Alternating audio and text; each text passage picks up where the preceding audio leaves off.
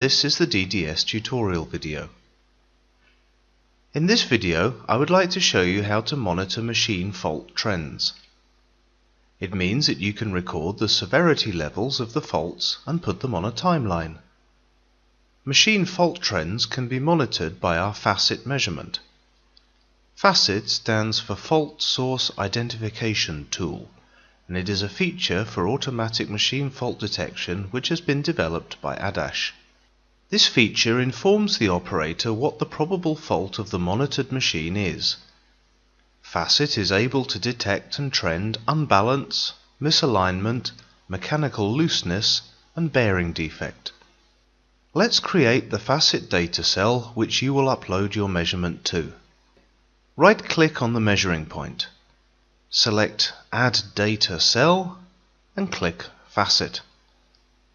The name of the data cell is FACIT, but you can change that if you wish. Confirm by clicking OK. FACIT requires information about the speed. Define it under Machine or Measuring Point. You can also enter the speed manually in the Vibrio M, or take the speed from a speed probe with the VA3 Pro and other analyzers. Transfer the route including your FACIT measurement to your data collector. Take the required measurements and load the data to DDS.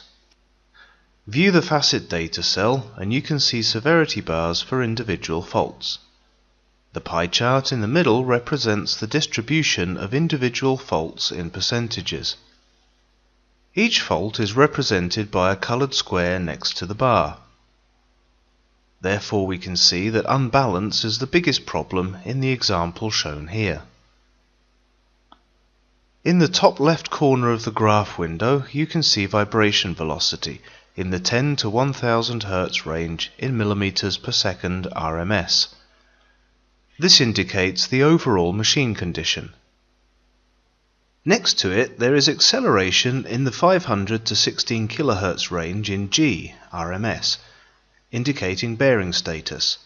In case you have a licensed version of DDS, the range is 500 Hz to 25 kHz, and in the top right corner you can see the speed.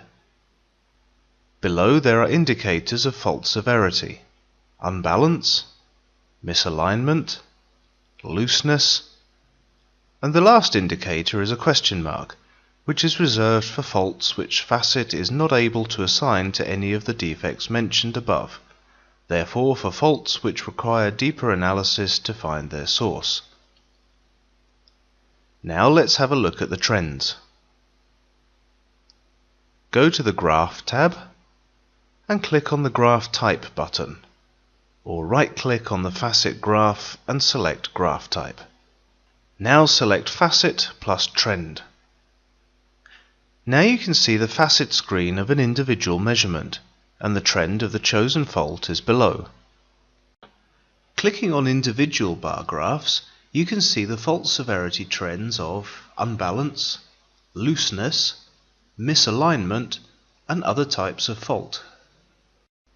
You can move within trend by clicking on the required measurement and you can see the FACIT assigned for this particular measurement.